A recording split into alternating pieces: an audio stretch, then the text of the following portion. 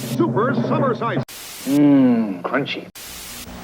Reverend Dr. Mann, you shake that putt, and I'll join your church.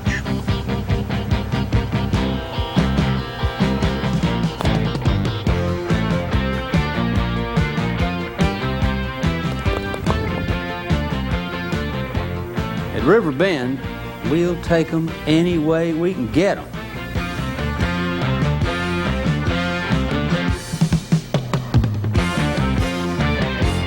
The other day, a guy said to me, I'd probably come to the Riverbend Baptist Church, but it's filled with hypocrites. And I said, well, there's always room for one more. I sure hope he got the message. You see, our church is not some sacred society of secluded saints. We're just a group of sinners who are trying to grow together in Christ. Right now, we're meeting here at the Hill Country Middle School behind the Westwood Shopping Center off BK Road. So, if you're not perfect, and you're willing to admit it, you'd probably fit right in. Come see us. Isn't that awesome?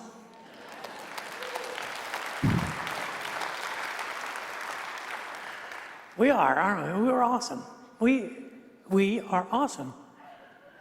Now, I know some of you are sitting there going, yeah, well, there's some of us a little more awesome than others. But no, I mean, we are awesome. And I'm talking at a microbiological level. We are awesome. I mean, if you think about it, what is going on inside of each of us right now in the billions of cells that are keeping us alive. There is a biomechanical factory inside of us replicating our DNA every moment of our lives from the moment of conception till the time that we die. We are absolutely astonishing. It is a mind-blowing, incomprehensible biological engine that is at work inside of each of the billions of cells inside of each one of us.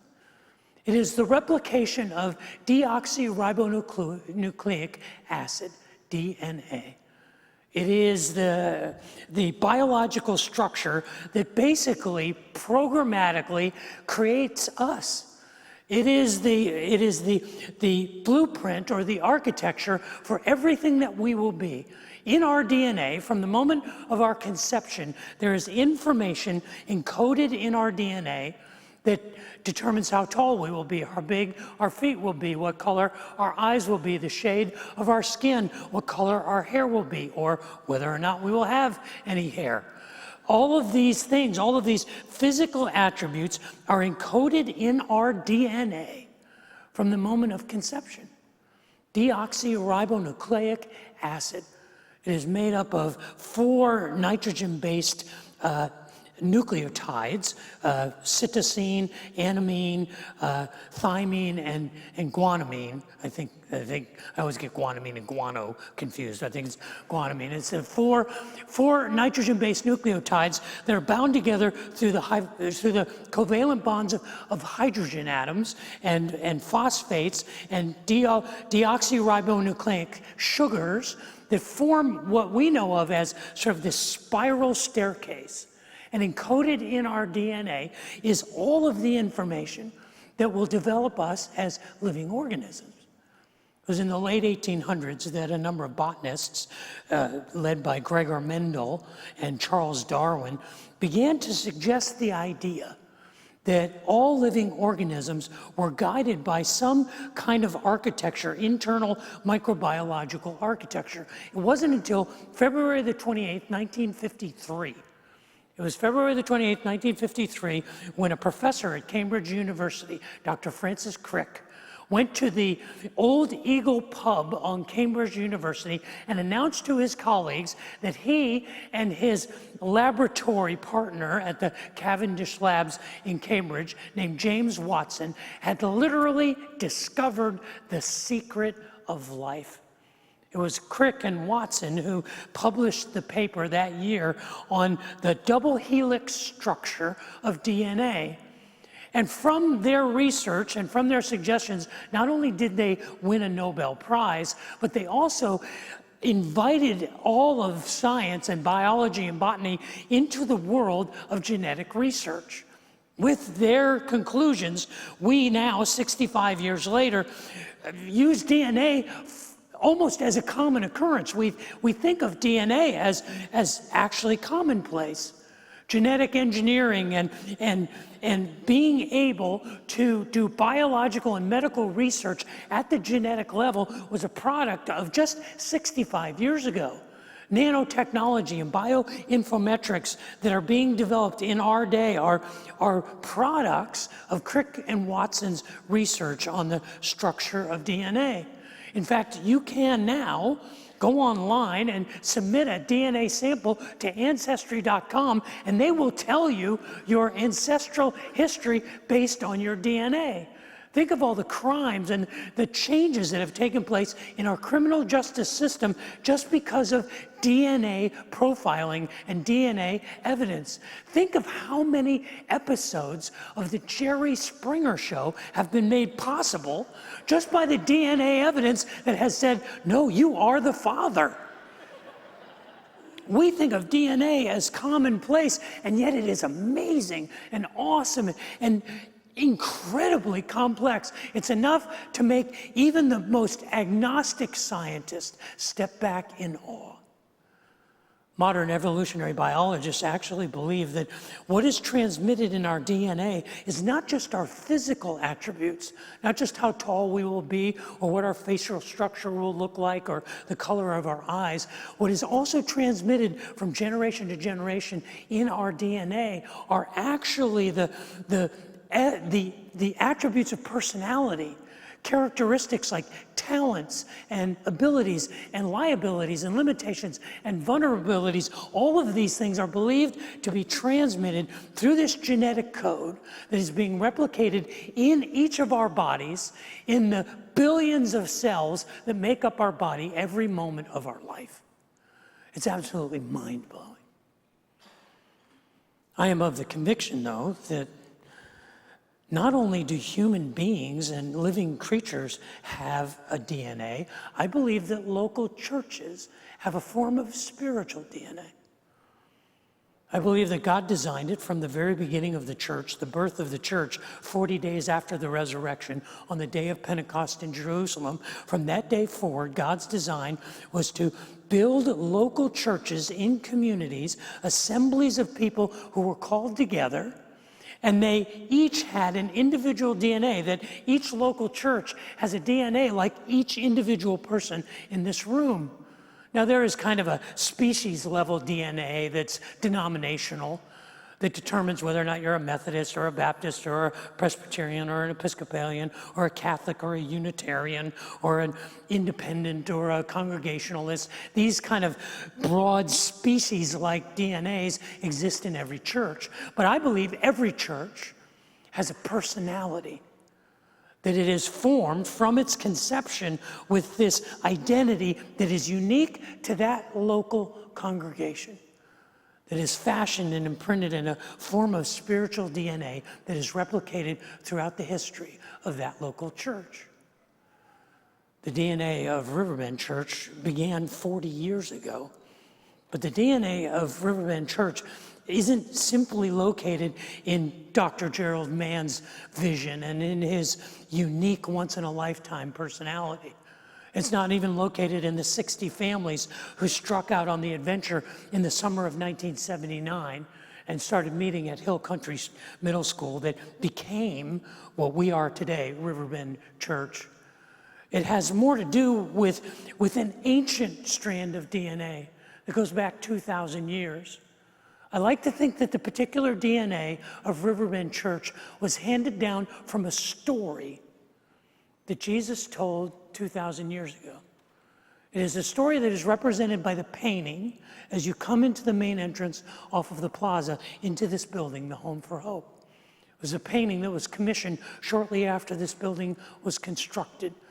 Dr. Gordon Smith's son, one of the pastors here, Gregory Truett Smith, took over a year to paint this painting.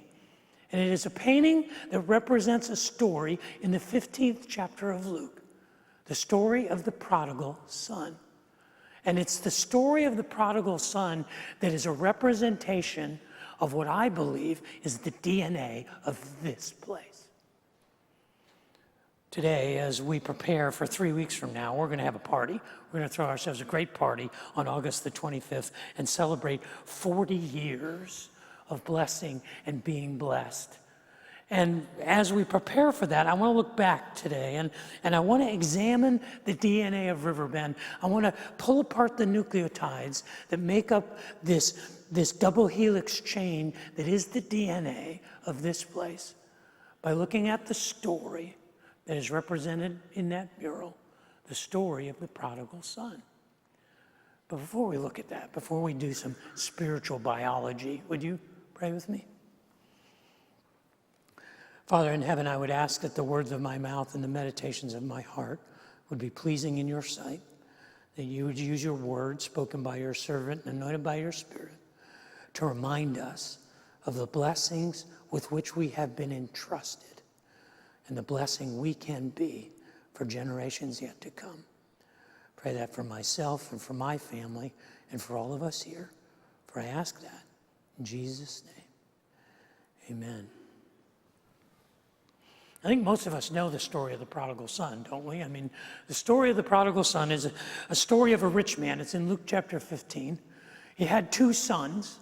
His younger son asked his father for his share of the inheritance, which would have meant in that Hebrew culture that he would have gotten 1/3 of the value of the estate. The older son, firstborn son, got 2/3. The second son, or any other children, divided the last third.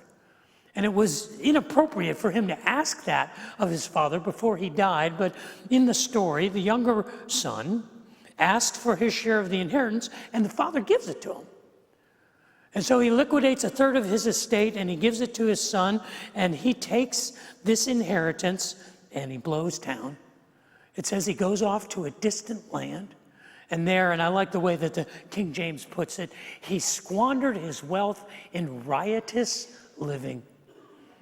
He poured through his family fortune, and just about the time that he ran out of money, a great famine swept in over the land. And pretty soon he was broke and starving. And at the bottom of his life, he offered his services as a young Hebrew boy to the unthinkable, that he would go and work for a pig farmer. And even though he asked the people who were throwing their scraps to the pigs if he could have a portion first, no one offered him anything. And he found himself at the lowest place, feeding pigs in a field. It says at that point he realized that his father's servants eat better than he does.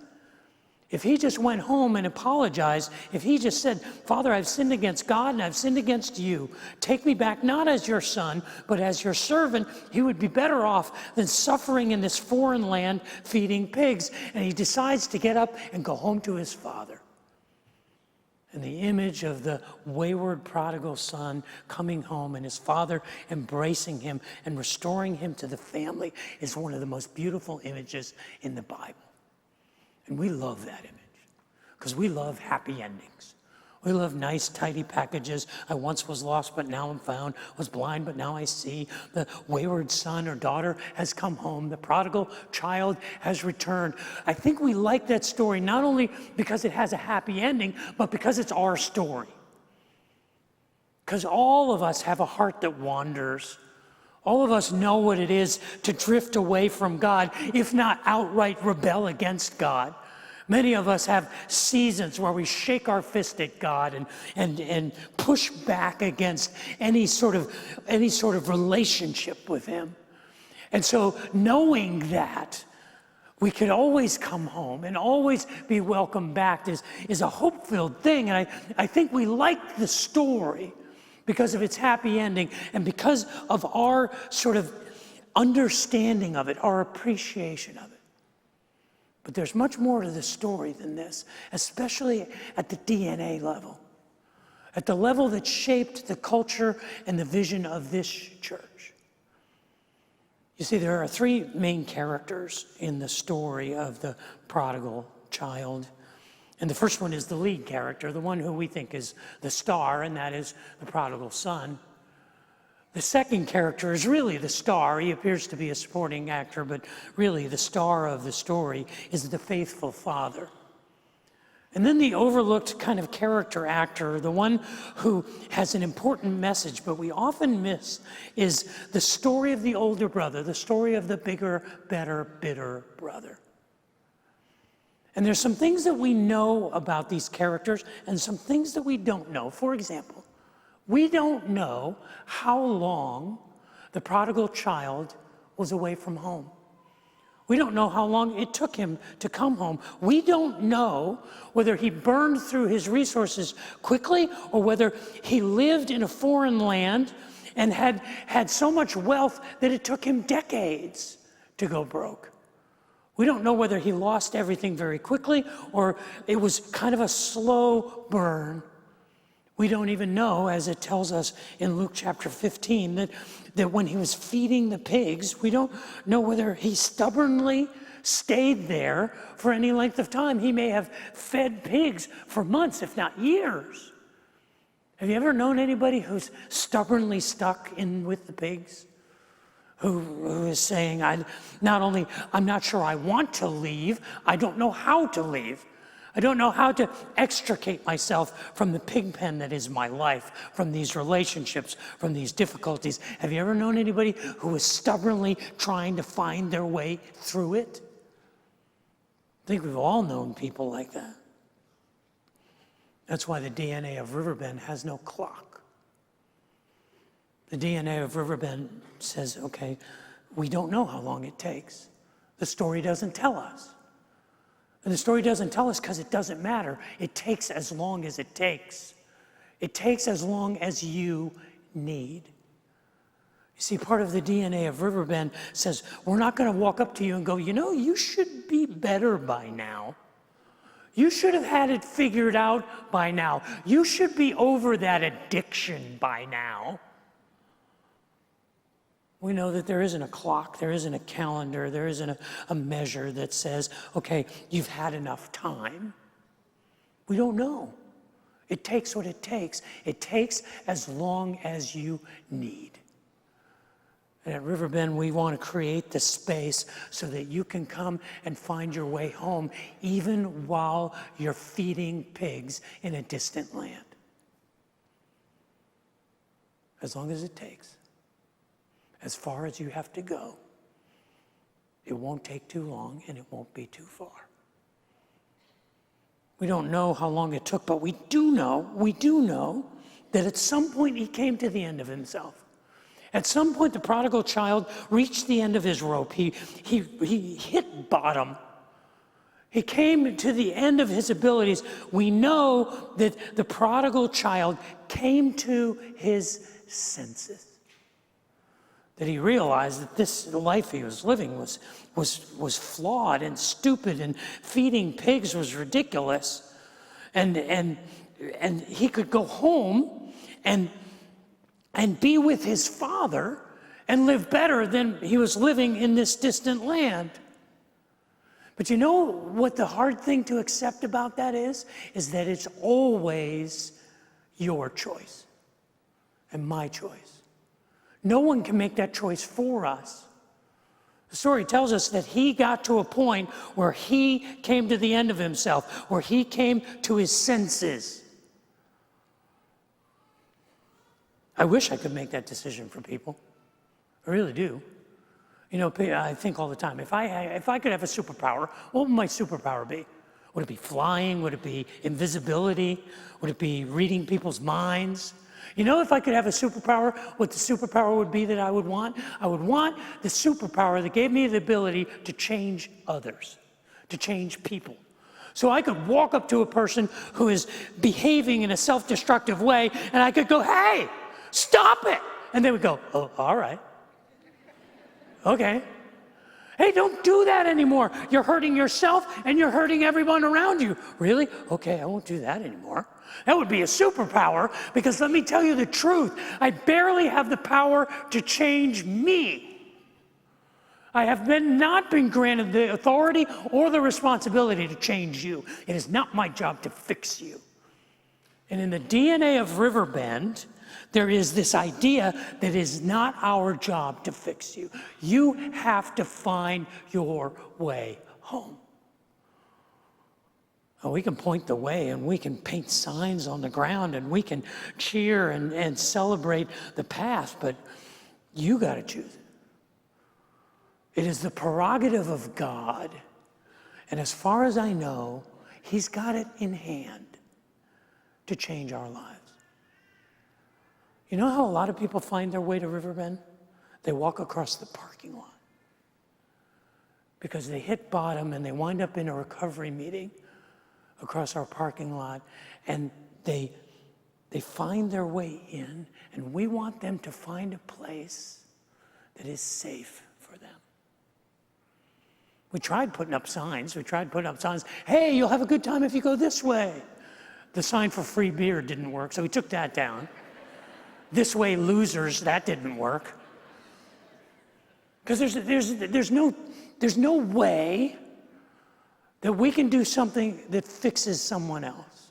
It's part of our DNA, because the prodigal child had to come to that decision for themselves. We don't know how long it took. We know that he came to the end of himself. We don't know how the Father waited. We don't know. We don't know what it took for him to wait. It tells us at the beginning of the story that the father of the prodigal child gave him his share of the estate and let him go. And it doesn't tell us that he worried. It doesn't tell us that he prayed daily for his son to return, or that he wrung his hands and worried, or that he chased after him, even though his son was suffering. He had lost all of his resources. He was in the midst of a famine. He was starving. He was working in the lowest form of employment possible. He was at the lowest point. And if you are a parent, you understand how hard it is to leave your children there. We don't know what it took the father to wait, because as parents, we're rescuers, we're protectors. You just call me up, yeah, okay, I know you're having a hard time. Let me send you a few bucks. Let me come and, bail you out of jail. Let me help you through this tough patch. Because as parents, we wear our hearts on the outside of our bodies. And when our children suffer, we suffer. And so we want their struggle to end so our suffering will end. We don't know how the father carried the weight of the weight. Doesn't tell us what it took. It just tells us that he did. Just tells us that God is patient with us. As part of our DNA, we believe that God waits for us as long as it takes. God will not force us or put a gun to our head. God will wait. But it does tell us, what we do know is that the Father ran. That he ran. This is my favorite image in the Bible. You realize there is no other image in the entire Bible of God being in a hurry? God created the universe under budget and in 6 instead of 7 days. God was done ahead of time and under budget with a day off, a day to spare. He has to be God. There is no organization on earth that could produce that. But there's nowhere in the Bible where God runs anywhere except here. It tells us that when the son decided to get up and go to his father, that while he was still a long way off, his father ran to him, and he kissed him, and he hugged him, and he embraced him. And do you notice what it says? Because it's easy to run past that, to get caught up in God's compassion and God running. It says, while he was still a long way off. While he was still a long way off. This is where a lot of churches get it wrong. Because they celebrate the person coming home, they don't recognize that the journey takes a long time. In fact, it's all a journey. In some sense, I realize theologically we are seated in heavenly places with Christ Jesus. We have positional righteousness. But the pragmatic reality of our life is just because I turn to home doesn't mean the struggle ends. Just because I get on the wagon doesn't mean I won't fall off. And if I fall off, it doesn't mean the wagon won't roll on top of me. There are some of you here who know what it is to have the wagon land on you. In fact, it's on you right now. And the story of the prodigal son says, while he was still a long way off, you know what the DNA of Riverbend understands? Is that the struggle doesn't end when we decide to come home. The struggle doesn't end when we turn for home. And in fact, all of us are on that same journey. All of us are bearing that same struggle. And we don't like that. That's not a comfortable thing for us because we are enamored with quick fixes and happy endings. We're enamored with the instant repair, with the epoxy and the glue that fix everything instantly. But that's not how life works. Life doesn't work like a tape that you stick on and everything's repaired. Life takes time, and it's a journey, and it's sometimes 2 steps forward and 1 step back, or a trail that takes us down into a dark place. All of these things are real, and the DNA of Riverbend says, we get that. Don't come here when you're done. You don't need to be done when you come here, because we don't believe any of us are. We're all on our way home. And the advantage that we have is that we don't have to struggle alone. Because the Father came, and he hugged him. And it says that after he embraced his son, before his son could even apologize, before he could prove how sorry he was, before he could demonstrate that his life had been changed, I like to imagine that as he went through his prepared speech, Father, I have sinned against you, and God, I am no longer worthy to be called you. His father just started talking over him. And he called his servants and he says, quick, go and find the finest robe in our house and put that on him so nobody mistakes, this is my son.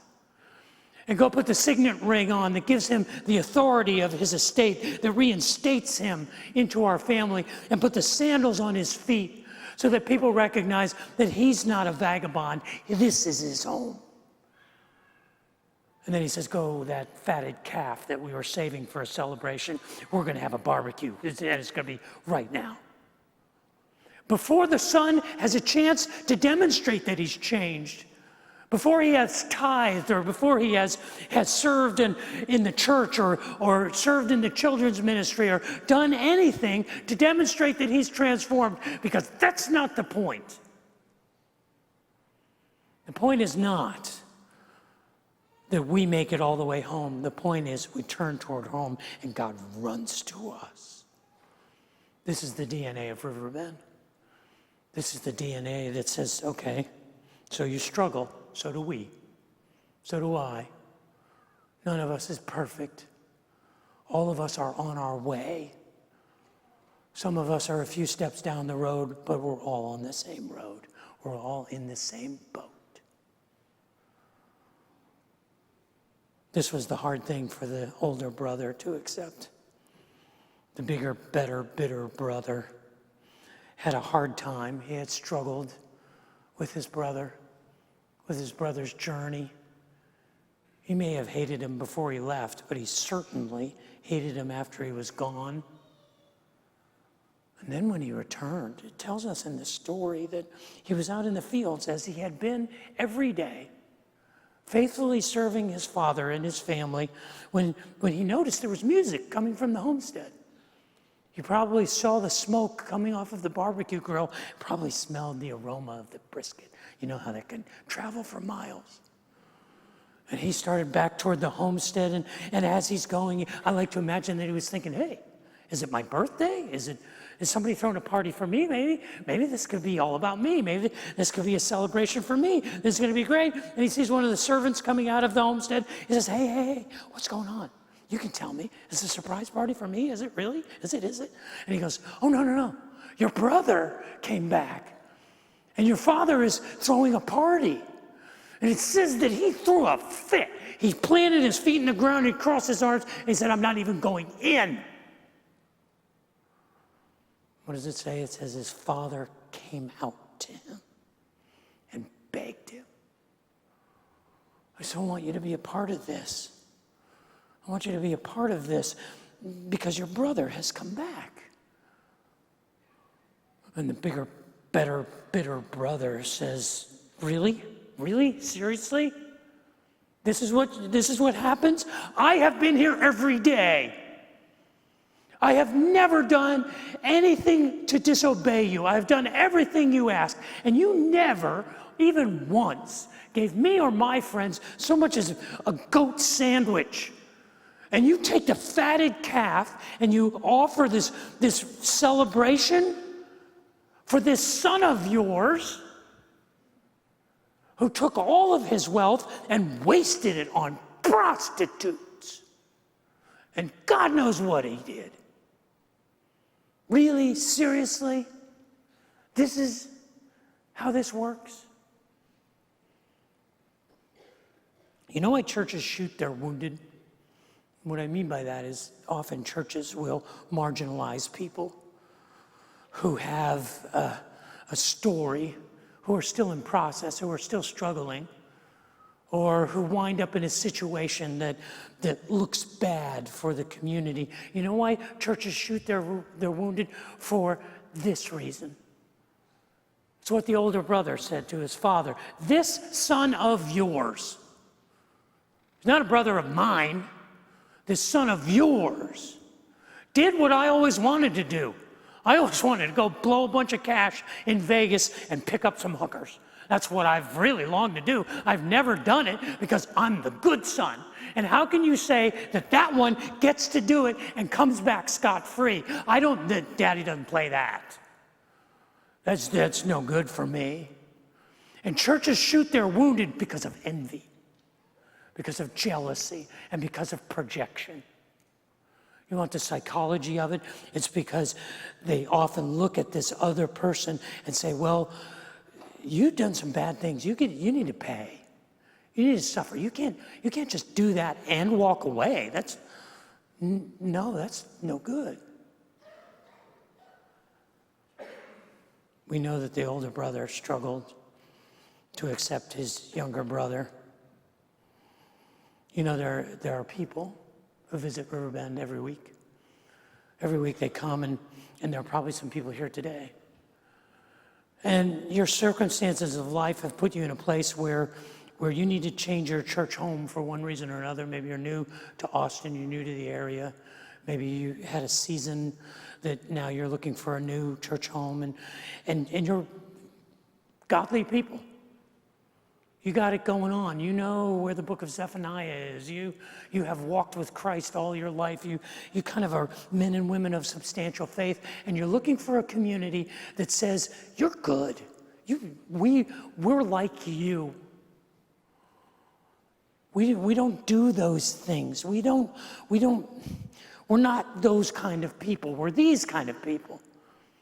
And I understand that. There are a lot of churches all across Austin that are really good at celebrating their shared values and their shared faith and their shared experience. But the family of the prodigal is a family that says, okay, you can come back. Just as you are, right where you are. We're gonna embrace you, that this is gonna be a place that sets aside our junk and says, come be with us. That's the DNA of Riverbend. It's hard. I mean, it's so hard. The thing we don't know is we don't know how the story ends. We don't know. We don't know whether the older brother finally says, okay, this is my brother, I'll accept him. We don't know whether the older brother ever comes around. But let me tell you what the secret sauce of Riverbend is.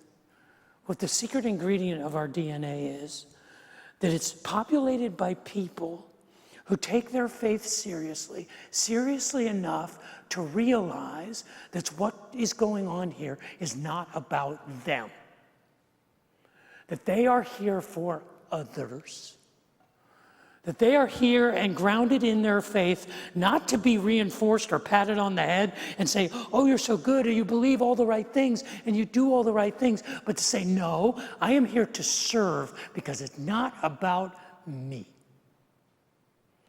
And for 40 years, the culture of Riverbend has been built by men and women whose significant faith put them in a place where they offered themselves to celebrate the lives of others and walk in the journey with them.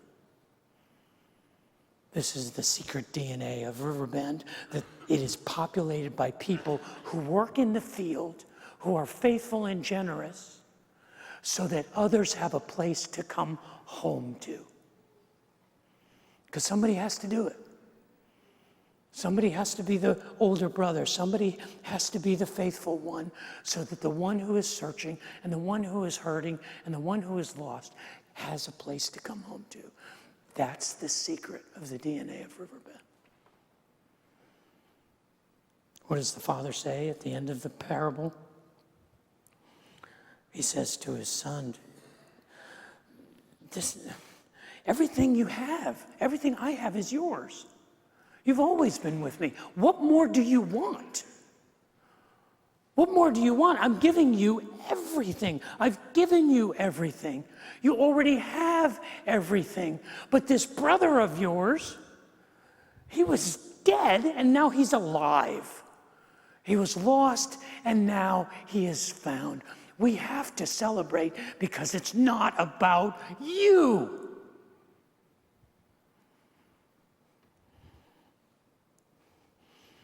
When I first came to Riverbend 14 years ago, Gerald Mann was still in good enough health that we would get together every week, and I loved my time with Gerald. If you never had a chance to know Gerald Mann, you miss a chance to meet a once-in-a-lifetime individual.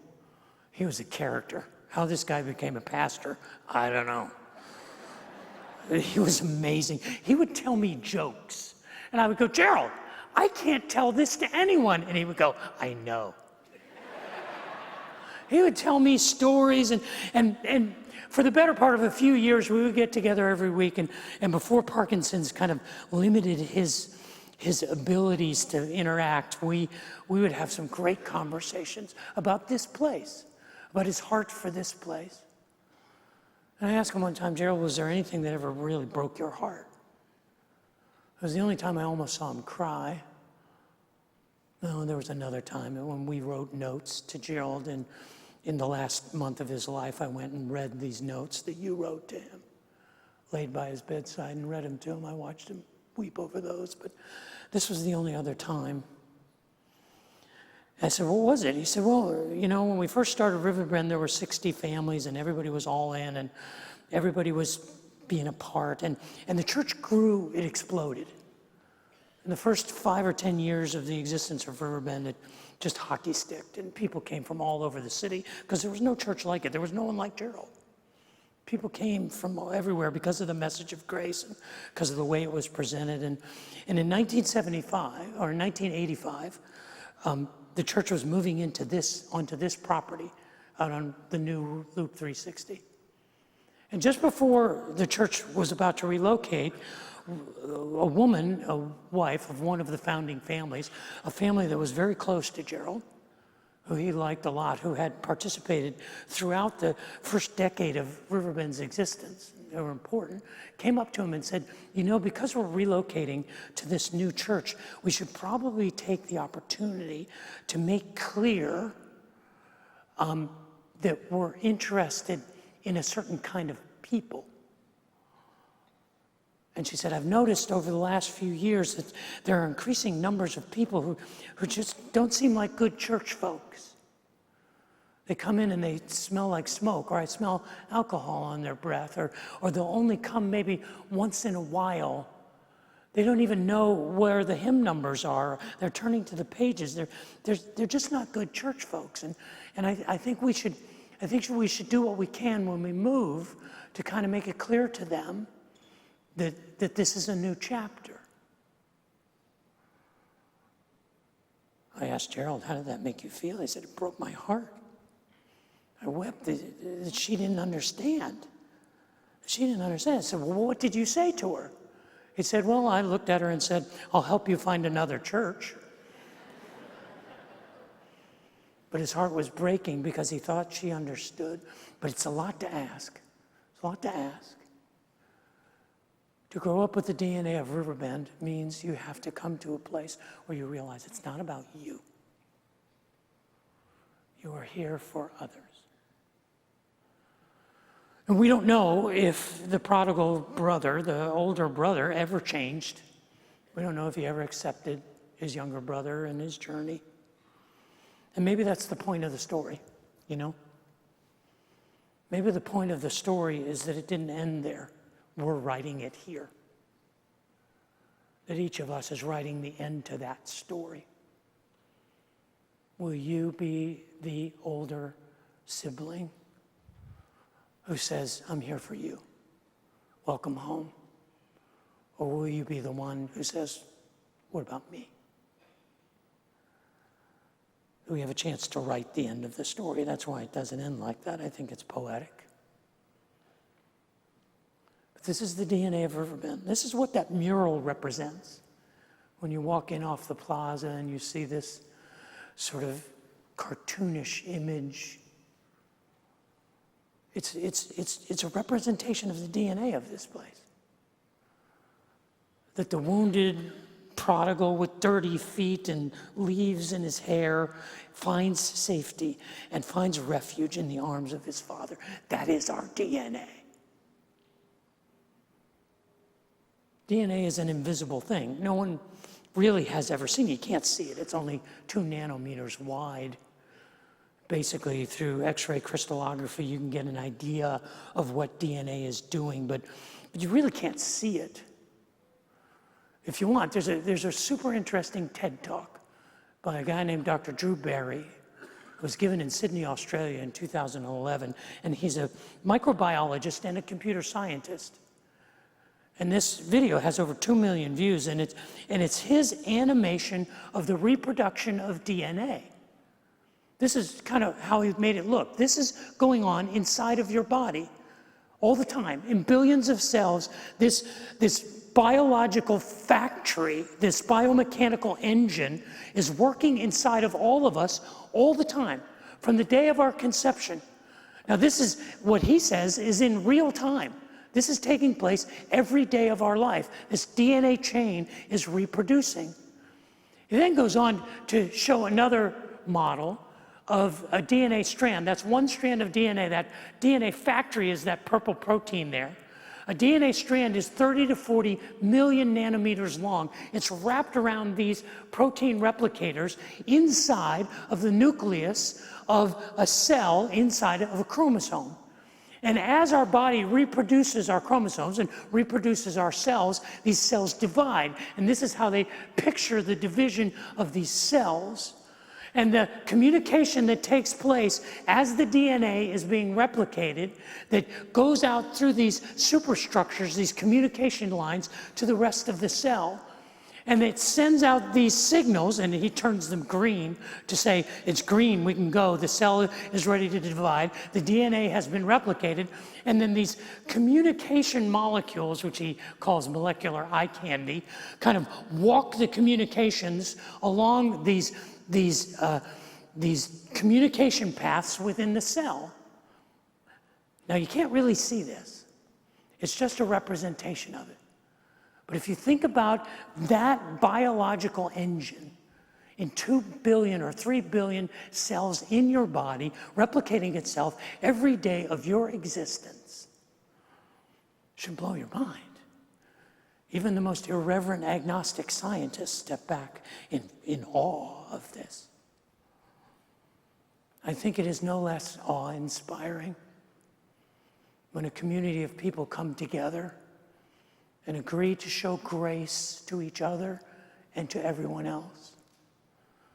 Because when that grace starts to replicate, we are seeing the invisible power of God among us. It is no less spectacular than the replication of DNA itself. It's been going on here for 40 years. That's why it's easy for me to say, to look at you and say, we are awesome.